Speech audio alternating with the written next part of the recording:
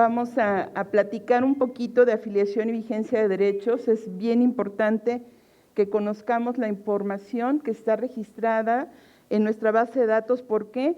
Porque es la forma en que el ISSSTE conoce a todos los trabajadores. En esta parte fundamental es qué importancia tiene el dato, cómo vamos a manejar nuestro dato y qué hace la Subdirección de Afiliación y Vigencia con ellos. ¿Por qué es importante que tengamos actualizada nuestra información? Ahí en pantalla estamos viendo que la base de datos única de derechohabientes del ISSSTE está actualizado, se mantiene actualizada permanentemente por las dependencias y entidades que están incorporadas con nosotros, y también se actualiza con la información que todos los trabajadores nos dan de sus datos y que todos los trabajadores nos dan de sus familiares derechohabientes. Entonces es muy importante que esté nuestra información correcta. ¿Por qué? Porque el instituto, ahí ustedes ven un apartado, la va a utilizar para el otorgamiento de los seguros, prestaciones y servicios a que todos nosotros tenemos derecho en términos de ley. Entonces, en esta parte, si ustedes ven ahí, tenemos 3 apartados: para la parte médica, la parte de prestaciones económicas y la parte de atención al derechohabiente. En la parte médica, evidentemente, ahí vemos si tenemos vigentes nuestros derechos, si está vigente la información de todos nosotros, a qué tenemos derecho, y si nosotros estamos vigentes, pues nuestros familiares derechohabientes también tienen derecho al seguro o al otorgamiento del servicio médico. En la parte de prestaciones económicas también es importante. ¿Por qué? Porque la Dirección Normativa de Prestaciones Económicas, Sociales y Culturales utiliza la información de nuestra base de datos para el otorgamiento de préstamos personales, para el otorgamiento de pensiones, para lo que son el tema de estancias, velatorios y de prestaciones sociales y culturales. Otros 2 órganos desconcentrados que ven la información de nuestra base de datos son FOBISSSTE y Pensioniste. Entonces, toda la información que ustedes tienen registrada con nosotros se pone a disposición de las otras áreas del instituto para que ustedes no tengan ningún problema al momento de que se acerquen a una ventanilla y soliciten alguna de las prestaciones a las que tienen derecho en términos de ley.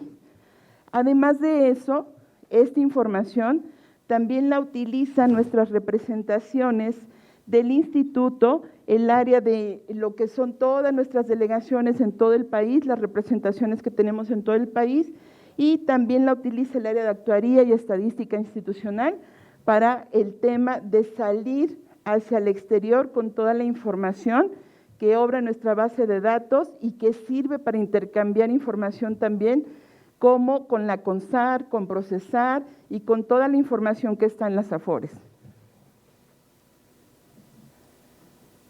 La actualización de la base de datos, ahí está, no se deja, ahí está.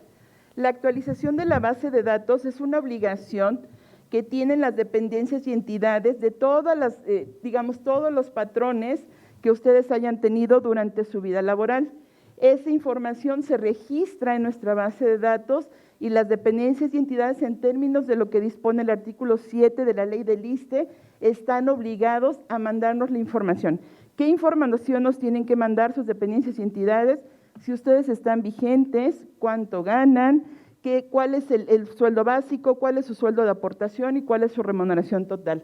Esa información se registra en nuestra base de datos, y el artículo 9 del reglamento del CINAVIT lo que nos dice es que el instituto, en el momento del otorgamiento de algún seguro, de alguna prestación o de algún servicio, no debería de solicitarles a ustedes ninguna otra información o ningún documento. Basta con que la información se registre en nuestra base de datos. Ahora bien, nosotros también tenemos obligaciones a este respecto. ¿Qué obligación tendríamos? De verificar que la información que está registrada de nosotros esté registrada de forma correcta. Es decir, que nuestro nombre, si tenemos 2 nombres, esté registrado de forma correcta, nuestra CURP, nuestro RFC, nuestra fecha de nacimiento. ¿Por qué? Porque esa es la información que van a tomar todas las áreas para otorgarles a ustedes y a sus familiares en las clínicas, unidades de medicina familiar, algún servicio. Ahí está. Cuando la información de ustedes no se encuentre registrada o ustedes verifiquen que hay diferencias, hay que solicitar a su dependencia, en este caso el ISSSTE patrón, para que les proporcione o una constancia con sueldos y periodos desglosados o una hoja única de servicios. ¿Esto para qué sirve?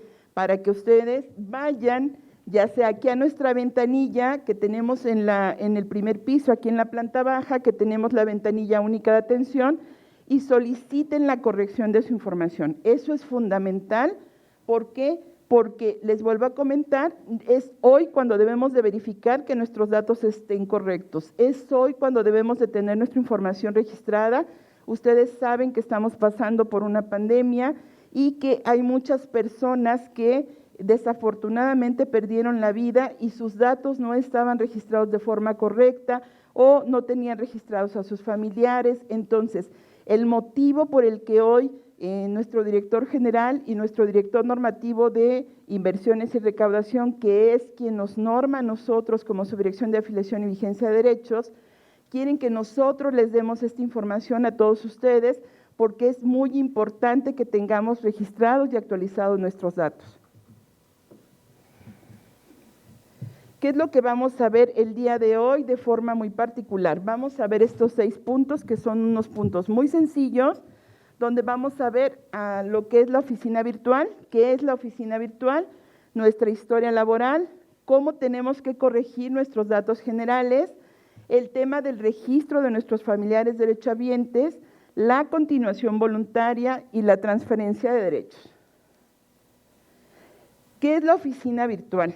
La oficina virtual es un aplicativo que tiene a disposición de todos ustedes el instituto a través de la Subdirección de Afiliación y Vigencia de Derechos, donde nos permite consultar, pues el eslogan que teníamos de la oficina virtual, que tenemos de la oficina virtual, los 365 días del año, los 24 horas del día, la información de todos nosotros, cómo estamos registrados, cómo nos conoce el ISSSTE. ¿Qué servicios? La oficina virtual tiene un apartado de servicios y ustedes ahí están viendo cuáles son, dentro del apartado de servicios, qué podemos consultar de cada uno de nosotros. Esta información, levanten la mano quién está registrado en la oficina virtual, por favor. Uy, qué gusto, casi todo mundo, perfecto. De ese registro que tenemos, pues nos brincamos el paso de cómo registrarnos y qué es lo que tenemos que hacer para estar adentro. Ya estamos adentro de la oficina virtual y lo que podemos obtener es una constancia de no afiliación.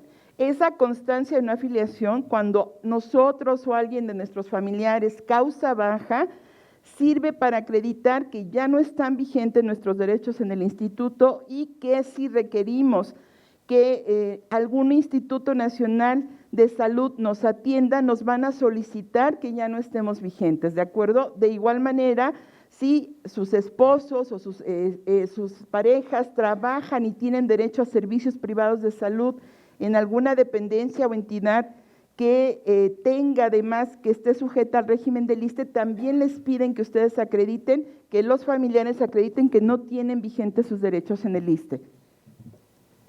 Aquí está, este formato se puede descargar desde la oficina virtual, no requiere ningún sello, trae una cadena electrónica y ahí lo podemos consultar.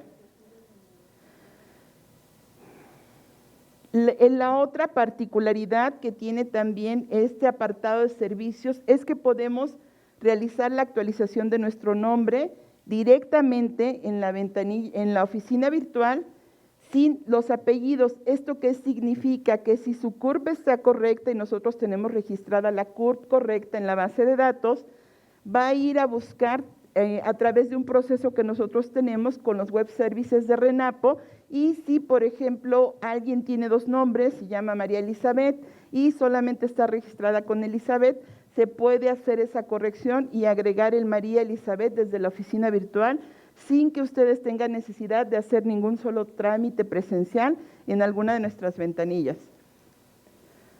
De igual forma, tenemos el cambio de domicilio en línea. Este cambio de domicilio permite que el trabajador o sus familiares derechohabientes puedan realizar la actualización de este dato. Podemos emitir también una constancia de vigencia de derechos que, a diferencia de lo que decía el numeral primero, en esta constancia de afiliación y vigencia lo que vamos a acreditar es que nosotros y nuestros familiares están vigentes. ¿Para qué? Para el tema del servicio médico, para el otorgamiento de normalmente también lo piden para las estancias de bienestar, nos lo piden en las clínicas, unidades de medicina familiar. Entonces, en esta parte aquí vamos a poder acreditar que están vigentes nuestros derechos. Estos servicios condicionados de atención obstétrica, ¿qué son? ¿Alguien sabe qué es esto? Levanten la mano si alguien sabe qué es esto. Los de afiliación sí deberían de saber. ¿Nadie sabe por ahí qué es esto? No. Ok. Ok. ¿Y ahí qué hacemos con eso, Connie?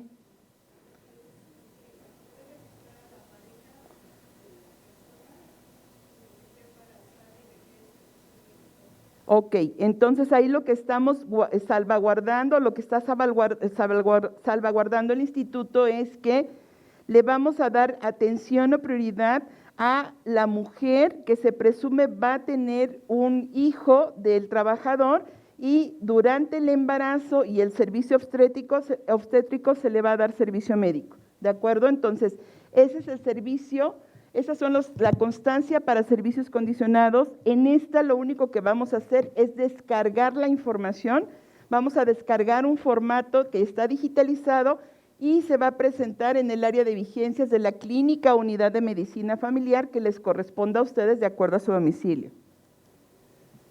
Otro de los temas que tenemos aquí es la continuación voluntaria. ¿Qué es la continuación voluntaria? Nos permite que una vez que nosotros causemos baja como trabajadores, mantener vigentes y actualizados nuestros derechos. ¿Cómo es eso? Si yo causé baja y he cotizado más de 5 años al seguro de salud, me va a permitir contratar o seguir pagando ese seguro, no solamente para mí, sino también para mis familiares derechohabientes. Ahorita vamos a verificar quiénes se consideran por ley familiares derechohabientes, pero eso es lo que permite la continuación voluntaria, y la continuación voluntaria ahorita no está en desarrollo. La continuación voluntaria sí la podemos trabajar directamente también en la oficina virtual, en el apartado de servicios. La corrección de historia laboral, esa sí se está trabajando, pero lo que se planea es que en corto ustedes también puedan subir sus solicitudes de corrección de historia de cotización o de historia laboral. El alta de trabajador por artículo 24, ¿qué es eso?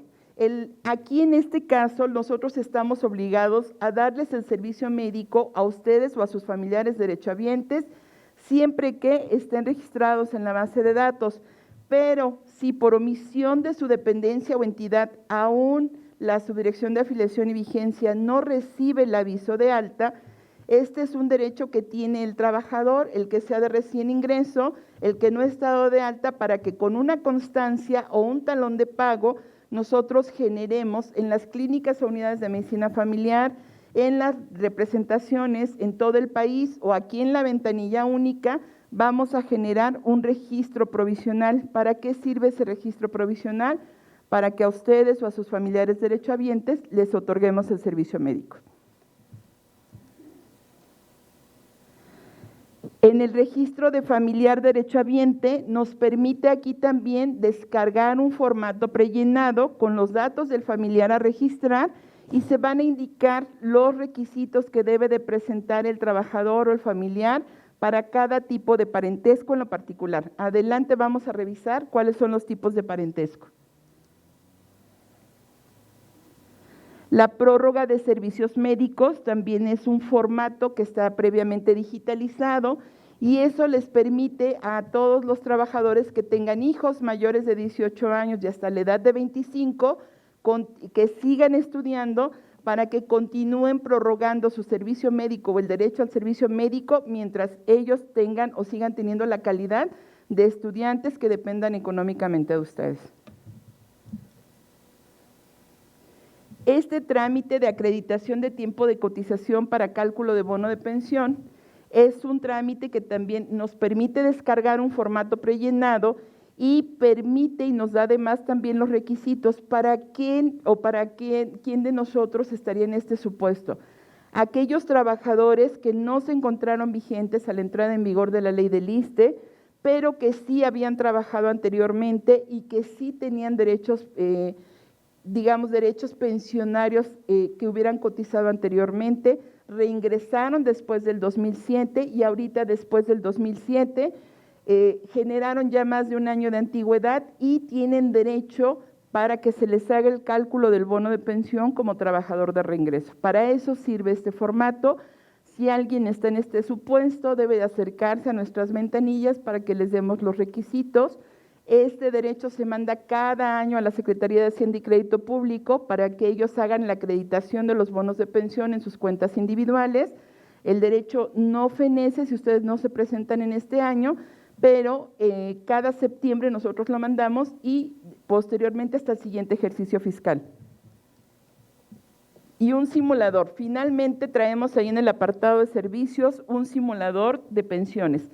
¿Para qué sirve este simulador de pensiones? Alguien que piense que ya puede cumplir o que ya tiene los requisitos para poderse pensionar, lo que va a pasar en esta situación es que va a ingresar sus datos, no es un trámite personalizado, va a ingresar su edad, va a ingresar su antigüedad, va a ingresar la fecha de baja y va a generar o va a ingresar su sueldo y lo que les va a generar es un mensaje de si tienen o no derecho a la pensión. Finalmente, dentro de la oficina virtual van a ver ustedes su expediente electrónico único. El expediente electrónico único, en términos de lo que dispone el artículo 10 de la ley del ISSSTE, tiene plena validez jurídica y se puede presentar para acreditar cómo están ustedes registrados hoy ante el ISSSTE. Ustedes están viendo ahí la carátula del expediente electrónico único y ahí lo que ustedes van a verificar son sus datos personales, sus domicilios, de acuerdo al domicilio, su clínica o unidad de medicina familiar, los datos de plaza, que son los datos que ustedes tienen hoy como trabajadores, sus familiares registrados, qué familiares tienen registrados ahorita a la fecha, su historial de cotización, si ustedes cotizan al Fondo de Pensiones del ISSSTE, cuántos años tienen cotizando al Fondo de Pensiones del ISSSTE y también su régimen pensionario, así como el historial de cotización ante FOBISSSTE. Esta es la información de su historial de cotización, por si no la conocían, así lo van a ver ustedes registrado. Y aquí en este apartado les queremos informar o les queremos enseñar cómo revisar si la información de nuestra historia laboral está correctamente registrada en la base de datos. Aquí lo que estamos viendo en la parte de arriba es una hoja única de servicios, que también puede ser una constancia, si todos los trabajadores están vigentes, puede ser una constancia que emita la dependencia o entidad con sueldos y periodos desglosados, y ahí lo que vamos a ir verificando, y ustedes están viendo ahí en pantalla, es si los datos que están contenidos en la hoja única de servicios son coincidentes con lo que trae el ISSSTE registrado de ustedes. Es bien importante porque esa información es la que les va a decir de inicio si tienen o no derecho a una prestación. Normalmente la prestación más sensible que tiene el instituto y para lo cual debemos de revisar esta información es para el otorgamiento de una pensión. Si detectamos que efectivamente hay inconsistencias en la información que nosotros tenemos registrada en la base de datos del ISSSTE, es importante que solicitemos la hoja única de servicios si tienen más de una dependencia o la constancia de servicios en el ISSSTE o en las dependencias donde ustedes hayan laborado. Van a solicitar en la representación que les corresponda de acuerdo a su domicilio. Si están aquí, acudan por favor a nuestra ventanilla única, aquí en la planta baja, entrando del lado izquierdo está el módulo de la ventanilla única, ahí hay compañeros de nosotros que van a revisar su información y que de traer ustedes la documentación correspondiente la van a actualizar en ese momento. Si lo presentan en la representación estatal, van a dejar sus documentos en la representación estatal. La representación estatal va a modificar, va a actualizar los datos y posteriormente ustedes van a verificar que, nuestra delegación ya haya realizado la actualización de su información. ¿Qué requisitos necesitamos para ese trámite? Un escrito libre de parte de ustedes solamente, copia de su identificación oficial y su original para cotejo, y el original de la hoja única de servicios o de la constancia de la dependencia que les haya emitido dicho documento. Ahora vamos con la corrección de datos generales. Hace un momento lo que vimos fue su corrección de historial de cotización. Probablemente muchas de las personas que yo veo aquí son muy jóvenes y que dirán todavía no tenemos derecho a pensionarnos, nos vamos a esperar hasta que tengamos la edad o creamos que tenemos la antigüedad para podernos pensionar. Permítanme comentarles que eso no debemos de hacer, es una mala práctica que generalmente tenemos. Y para efectos de tener precauciones para el tema de nuestro retiro, debemos de verificar siempre que nuestros datos estén correctos. La segunda, como yo les comentaba, nadie tenemos comprada la vida y en el caso de que nosotros faltamos, si nuestra información no está correcta, le dejamos un problema a nuestros familiares derechohabientes. Entonces, es importante que siempre estemos verificando nuestros datos. Los datos probablemente sea uno de los valores más importantes que nosotros tenemos hoy por hoy, no solamente como trabajadores, sino como personas. Hay que cuidarlos, hay que resguardarlos y hay que mantenerlos constantemente actualizados. ¿Qué tenemos que hacer de igual manera para verificar nuestra información? Hay varios datos que podemos corregir, que podemos verificar si están correctos o no, que sería su nombre, su RFC, su CURP o su domicilio. Esos son los datos generales. Y estos datos generales son los que nos identifican a nosotros y que también en el caso, por ejemplo, del domicilio, lo que hace el domicilio es dirigirlos a ustedes a la clínica, unidad de medicina familiar, a ustedes y a sus familiares, para saber qué unidad médica les va a proporcionar el servicio médico.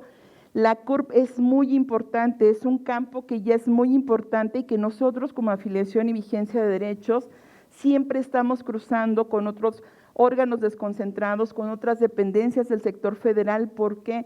Porque en el caso de la CURP hace que se individualicen nuestros recursos en nuestra cuenta individual. Seamos régimen de pensión décimo transitorio o cuenta individual, todos tenemos una cuenta individual que administra una Afore. Levanten su mano, por favor, ¿quiénes de aquí son décimo transitorio? Ok, la gran mayoría. ¿Y de los compañeros de décimo transitorio saben qué Afore tienen? Sí, ¿qué Afore es? Pensionista, ¿de acuerdo? Si eran trabajadores del ISSSTE, la Afore que administra sus recursos es pensionista. ¿Alguien de todos los que contestó de aquí saben qué deposita la Afore o qué administra, qué recursos son los que administra la Afore de ustedes? ¿No? ¿Nadie sabe? ¿Alguien ha leído su estado de cuenta de pensionista? Tampoco. Ok, SAR y vivienda. ¿Qué es el SAR, Rosy? ¿Qué es el SAR? Ajá. Sistema de ahorro. Sí, el sistema de ahorro para el retiro. ¿Y qué se deposita ahí? ¿Cuánto se deposita de tu sueldo? Ay, esa sí se la debo, Licia. ¿Qué más dijiste que se deposita ahí? Lo del FOBISTE. ¿Cuánto es el FOBISTE? ¿Cuánto te depositan? El FOBISTE es el 30%, ¿no? No, pues muchísimo. Eso te descuentan si tienes un préstamo. Ah, yo ya tenía. A ver, ya Carmelita, pásenselo a Carmelita, por favor. Gracias. Carmelita, ¿cuánto te depositan? ¿El 2%? ¿De qué? De vivienda, ¿no? No. ¿Quién da más por ahí? ¿Quién da más?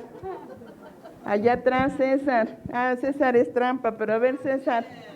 Sí, César es trampa. Con César es trampa, porque ahorita que está de pie, él es el responsable de la ventanilla única. Él es jefe de departamento con nosotros y él es el responsable de la ventanilla única.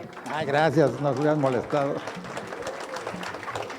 A ver, César, ¿qué es el 2% y el 5%? Bueno, como lo dijo la licenciada Guerrero, efectivamente el sistema de ahorro para el retiro para los de décimo transitorio administra el 2% del salario básico para el fondo de retiro y el 5% para el fondo de vivienda. En caso de que no utilicen el fondo de vivienda, al momento de que se genera un derecho pensionario, ese fondo se les devuelve al trabajador. ¿Y el 2%? También. Ahí están los dos, entonces, gracias, César. Bueno, ya tenemos uno que sí contestó, ¿de acuerdo? Entonces, seamos décimo transitorio o cuenta individual, la individualización de los recursos que nos descuentan a nosotros, que les descuentan a los compañeros de 2% del SAT y del 5% de FOBISTE se va a su cuenta individual, pero ¿cómo se identifica? Se identifica por la CURP, ¿de acuerdo?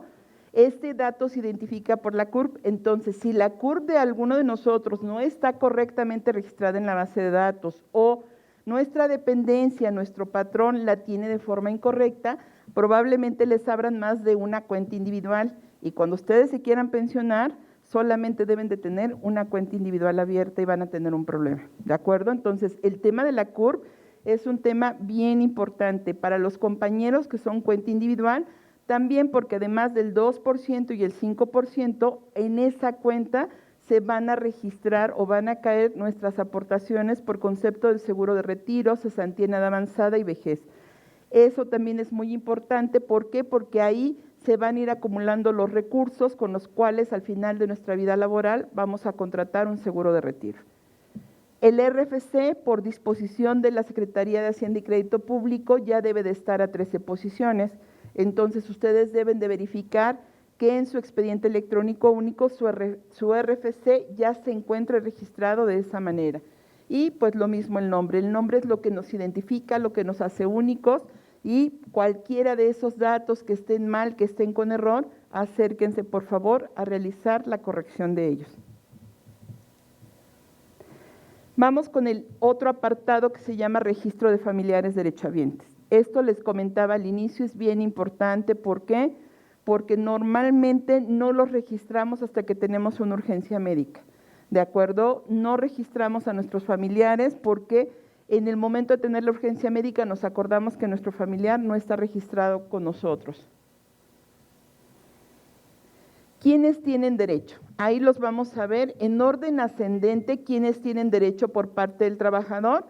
Son los padres, los abuelos y también los bisabuelos. Hace mucho tiempo, si ustedes recuerdan, el ISSSTE nace como una Dirección General de Pensiones Civiles en 1925 y después, posteriormente, con la creación de las reformas a la ley del ISSSTE, cuando se crea el ISSSTE como tal, nosotros teníamos también a trabajadores rurales que ya eran sujetos de incorporación obligatoria al ISSSTE y que por las características de la población rural empezaban a trabajar desde los 14 años. Entonces, ellos sí podían tener en vida, probablemente algunos de nosotros también, pero ellos normalmente en vida también tenían de forma jóvenes, muy jóvenes, a sus bisabuelos y a ellos también los protege nuestra ley del ISSSTE.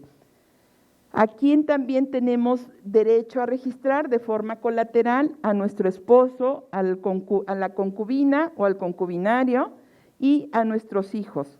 Nuestros hijos y siempre y cuando nuestros hijos hasta los 18 años y de los 18 a los 25, siempre que los hijos continúen estudiando, ¿de acuerdo?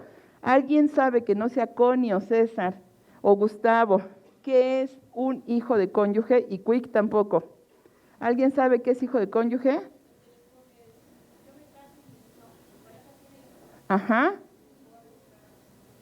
Así es, así es. ¿De acuerdo? Entonces, los hijos de cónyuge es un derecho que tiene el trabajador, que si bien es cierto, el hijo de su cónyuge no es del trabajador, pero si el trabajador está casado con ella, entonces podemos registrar a su hijo como familiar derechohabiente. Esa es la diferencia entre hijo e hijo de cónyuge. Al inicio también en el apartado de servicios veíamos que está el apartado de mujer. ¿Qué significa esta condición de mujer? Nuevamente recordamos ahorita que es para la mujer que se presupone va a tener un hijo del trabajador. Y entonces, como no es esposa y para ser concubina, el requisito que te dice la ley es que tengas hijos procreados con el trabajador o bien que puedas comprobar que viviste más de 5 años con esa persona, no 2 como dice la ley como dice el Código Civil de la Ciudad de México, para efectos de la ley del ISSSTE son 5 años para vivir en concubinato. Entonces, si nosotros lo que tenemos estas características aquí, entonces la mujer es la persona que está embarazada y se presume es hija del trabajador, nosotros le damos servicio médico, el ISSSTE la protege y le da servicio obstétrico, ella le da servicio médico y le da servicio obstétrico hasta el momento del nacimiento del bebé, ¿de acuerdo? Y finalmente tenemos a la figura de recién nacido. De recién nacido la deberían de explicar Cuitláhuac y César, pero ahorita muy rápidamente se las vamos a comentar. En el tema del recién nacido es normalmente cuando los bebés nacen, están en un estado delicado de salud y no pueden registrarlo sus papás, están hospitalizados, se registra como recién nacido, es un derecho que tienen para efectos de que sigan teniendo el derecho al servicio médico, lo cual es prorrogable hasta 60 días más. Y una vez que el bebé, digamos, mejore su estado de salud, lo registran, pues se cancela ese registro y se genera un registro de esa personita ya como hijo del trabajador. ¿De acuerdo? Si quieres, mande, Rosy. ¿Todo eso se aplica en parejas del mismo sexo? ¿Perdón? ¿Todo eso se puede aplicar en parejas del mismo sexo? Sí, Yo tengo mi biológicamente- pareja y está embarazada, la puedo registrar y la van a atender. Sí, biológicamente se puede, sí, claro que sí. Biológicamente, sí. Sí, no hay ninguna situación distinta. Ah, ok, ¿Vale? muchas gracias. De Esa nada. duda tenía. Gracias, Lick. ¿Qué tenemos que hacer para registrar a nuestros familiares derechohabientes? Dependiendo de cada parentesco son requisitos diferentes, pero en lo general lo que vamos a hacer es solicitar el registro, acudir a nuestra representación estatal o regional o en la clínica de medicina familiar que nos toque y vamos a hacer el registro, ¿de acuerdo?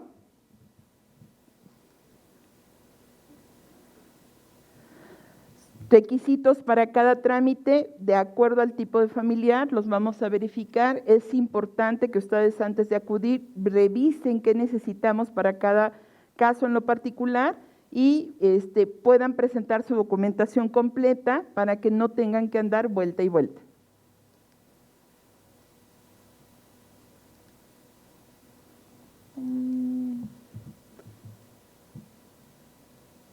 Como que ya no nos deja pasar a la siguiente, denme un minuto. Ahí está. Este también es bien importante que tengamos en cuenta. Este es baja de familiares derechohabientes, ¿de acuerdo? Esto es muy, muy importante. ¿Por qué? Porque de igual forma, dependiendo del parentesco de cada una de las personas, se requiere documentación diferente. Sin embargo, como les comentaba ahorita, en la época de la pandemia, hubo varios trabajadores que desafortunadamente perdieron la vida y que no tenían actualizada su información y al momento de querer hacer la transmisión o el otorgamiento de una pensión por muerte de trabajador, encontramos con que hay otros familiares derechohabientes que podrían tener el mismo derecho que la persona que lo está solicitando. Entonces, es bien importante por eso que revisemos nuestra información. Si tenemos a un cónyuge que ya no es tu esposo, entonces hay que darlo de baja. Es bien importante que lo demos de baja. ¿Cuáles son las causales para dar de baja a un esposo?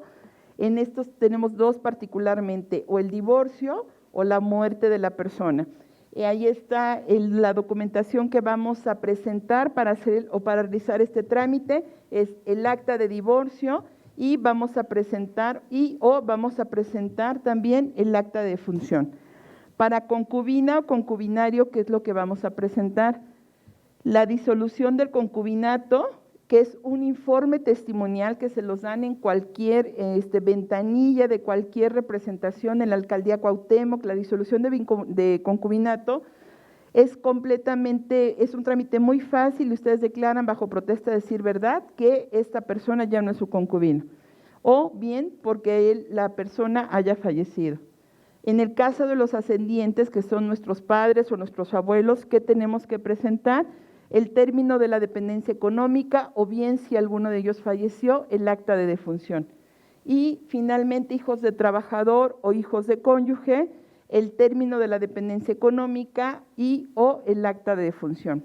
Aquí es bien importante que verifiquemos que los requisitos son distintos cuando el trabajador está vivo que cuando el trabajador o el pensionado fallecen. Si el trabajador o el pensionado fallecen, los requisitos son diferentes de acuerdo a la normatividad que establece para tal efecto la Dirección Normativa de Prestaciones Económicas, Sociales y Culturales a través de la Subdirección de Pensiones. La continuación voluntaria, se las vamos a platicar. La continuación voluntaria, como les comentaba al inicio, una vez que causamos baja, podemos contratar la continuación voluntaria en todos o en alguno de los seguros. ¿Cuáles son los seguros que nos permiten mantener vigentes nuestros derechos? Son 3. El seguro de salud, el seguro de invalidez y vida o el seguro de retiro, cesantía en edad avanzada y vejez. ¿Qué significa eso? El seguro de salud es el único en el cual la ley nos pide como requisito cumplir una condición predeterminada, que es que hayamos cotizado por lo menos 5 años antes de la fecha de la baja a dicho seguro. El seguro de invalidez y vida y el seguro de retiro, cesantía en edad avanzada y vejez, la ley no nos pone como requisito previo un requisito de antigüedad mínimo. Mantiene vigentes estos derechos, lo podemos contratar a partir de los 60 días hábiles siguientes a la fecha en que causamos baja como trabajadores, y en el caso del seguro de salud también protege a todos nuestros familiares. ¿Qué tenemos que hacer para solicitar ese trámite? Vamos a presentar la solicitud de continuación voluntaria y vamos a indicar los seguros y el periodo de pago. ¿Cómo se puede pagar la continuación voluntaria? Se paga por bimestre o por anualidad. Y pueden contratar ustedes el seguro de salud solo o el seguro de invalidez y vida solo o cualquier, conjugación de las 3 modalidades de aseguramiento, ya sea invalidez y vida y seguro de salud o retiro, cesantía en edad avanzada y vejez y salud. Es como ustedes decidan y se puede pagar por bimestre o se puede pagar también por anualidad. Entregamos en la representación nuestra solicitud. La representación estatal o regional nos va a calcular de acuerdo a nuestro último sueldo básico, va a hacer el cálculo de lo que tendríamos que pagar, que esta cantidad va a ser equivalente al porcentaje de las cuotas y aportaciones que como trabajadores pagábamos mientras nos mantuvimos vigentes. El extrabajador se le va a dar 2 formatos, un formato para pago en banco y un formato que tienen que llenar ahí en la representación. Entre tantos lo van a suscribir, uno es para el interesado, uno es para el ISSSTE y uno más es para la tesorería del instituto. Posteriormente, el trabajador va a hacer su pago, regresa a la representación, acredita el pago y la representación lo que va a hacer es hacer la actualización del registro de ustedes o de la persona, de su compañero, de su amigo, de su familiar, en la base de datos única de derechohabientes, y lo que va a hacer el asegurado ahora por continuación voluntaria es revisar su registro y revisar que éste esté correcto en la base de datos. ¿Qué requisitos tienen que ser para el trámite? Para el caso del seguro de salud, les comentaba haber cotizado por lo menos 5 años a este seguro, que se realice durante los 60 días hábiles posteriores a la fecha de la baja, el último talón de pago o el aviso de baja y la identificación oficial. El último talón de pago solamente se utiliza para verificar que el sueldo con el que su dependencia los tenía dados de alta sea el correcto. ¿Cuáles son los requisitos para la renovación? Es decir, si ustedes pagaron por bimestre o pagaron por anualidad y se van a cotizar a algún otro instituto de seguridad social y quieren seguir manteniendo vigentes sus derechos en el ISSSTE, entonces estamos hablando de una renovación. Esa renovación se realiza durante los 15 días posteriores a la fecha en que venció el término que ustedes tenían amparado que contrataron originalmente para este seguro, y la copia del último formato con el que hicieron su pago, así como su identificación oficial. Ahora bien, el artículo 32 del reglamento del CINAVIT nos pone como particularmente un caso fortuito fuerza mayor. ¿Eso qué significa? Que si el trabajador estaba enfermo, que si el trabajador tenía alguna situación particular en ese momento y por esa situación no pudo acudir en tiempo a realizar su trámite, queda a salvo su derecho de que pueda acreditar este caso fortuito o fuerza mayor para que en la Subdirección de Afiliación y Vigencia podamos autorizar la renovación de dicho seguro. Esto significa que ustedes no quedarían desamparados, pero evidentemente vamos a tener que revisar su caso y autorizar si pueden pagar fuera de término. Esta es la continuación voluntaria. ¿Qué es la transferencia de derechos? Levante la mano alguien aquí si sabe qué es la transferencia de derechos. Casi nadie, poquitos, ¿sí? Muy poquitos. Ok, justo para eso estamos, para que aprendan todos, aprendamos todo y lo que ustedes tengan duda nos pregunten. La transferencia de derechos o portabilidad de derechos, el ISSSTE nace como precursor de esta figura jurídica a partir de la reforma a la ley del ISSSTE que entró en vigor el 1 de abril del 2007. ¿Qué significa la portabilidad o la transferencia de derechos? Que si cotizamos en el ISSSTE o en el IMSS, podamos portar nuestros derechos pensionarios y los recursos que tengamos acumulados en la cuenta individual para contratar un seguro de retiro para al momento de que nos vayamos a pensionar.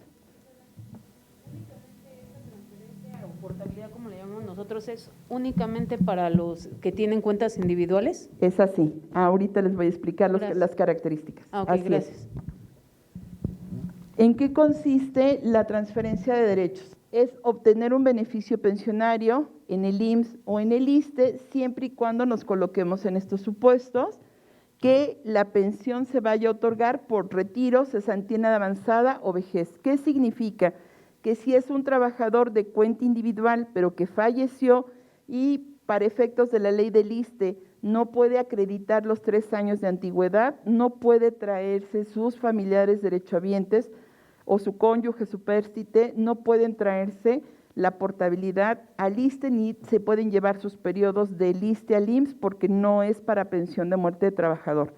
Tampoco es para una pensión de invalidez y vida. Únicamente va a operar para los seguros de retiro, el seguro de cesantía avanzada y vejez y el de cesantía avanzada y el de vejez. ¿Cómo sucede o cómo está este trámite? La solicitud se recibe por escrito en el último instituto donde el trabajador hubiera mantenido vigentes sus derechos, pero si el trabajador cotizó simultáneamente, es un maestro o es un empleado que trabaja en la mañana en un turno y en la tarde en otro turno y cotizó simultáneamente a los 2 institutos, él puede decidir al momento de la baja, si causa baja al mismo tiempo, qué instituto de seguridad social debe de otorgarle su pensión o puede otorgarle su pensión, el trabajador lo decide. Así también la solicitud puede ser presentada desde los 59 años de edad. ¿Esto qué significa? Que como les comentaba al inicio, aunque sean todos ustedes muy jóvenes, debemos de ir planeando nuestro retiro. Tenemos que ir verificando dónde nos vamos a pensionar, cómo nos vamos a pensionar y bajo qué escenarios podemos obtener un beneficio pensionario. Entonces, en esta situación, el convenio celebrado entre el IMSS y el ISSSTE en febrero del 2009 lo que permite es que desde los 59 años de edad podamos iniciar a programar nuestro retiro y que ese trámite puede iniciarse en cualquiera de los 2 institutos. ¿Qué tenemos que hacer? El ISSSTE lo tiene de forma solo presencial, el IMSS lo tiene de forma virtual y lo tiene de forma presencial. Entonces vamos a platicar del tema presencial en los 2 institutos. ¿Qué es lo que hace el trabajador o el extrabajador? Va a entregar una solicitud en la ventanilla de la delegación o de la representación que le corresponda, ya sea en el IMSS o en el ISSSTE. Posteriormente, como el trámite está centralizado, todo el país lo manda directamente a sus oficinas centrales en el IMSS o en el ISSSTE y entre esos 2 institutos ese trámite se opera directamente en la Subdirección de Afiliación y Vigencia de Derechos. Y ese trámite lo recibimos nosotros aquí en el ISSSTE y nosotros le contestamos al IMSS si es procedente o no. Posteriormente se gestiona a nivel central, como les comentaba, la transferencia y nosotros le mandamos el resultado de esa transferencia al Seguro Social o bien si el trabajador pide traerse los periodos cotizados del Seguro Social al ISSSTE, nosotros le pedimos al Seguro Social que nos mande la información de ese trabajador y esa información la registramos en la base de datos única de derechohabientes. El trámite en línea en el IMSS se puede hacer en esa liga, inicia en esa liga particularmente y lo que hace es mandarlas a las oficinas centrales del IMSS.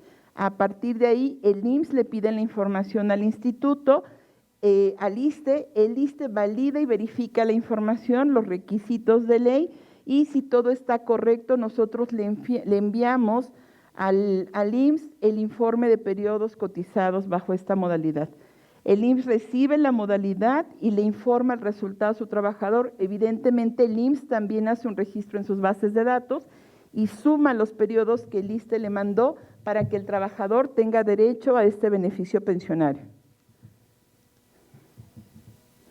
¿Cuáles son los requisitos que debe de tener el trabajador ante el ISSSTE? Como decía, preguntaba ahí Carmelita, que el trabajador tenga el régimen de pensión de cuenta individual, que la solicitud sea suscrita por el trabajador o el extrabajador, la copia de la identificación, la copia del último estado de cuenta de su Afore y la constancia de semanas cotizadas ante el IMSS con el desglose de patrones y fechas de inicio y término de cada uno de ellos.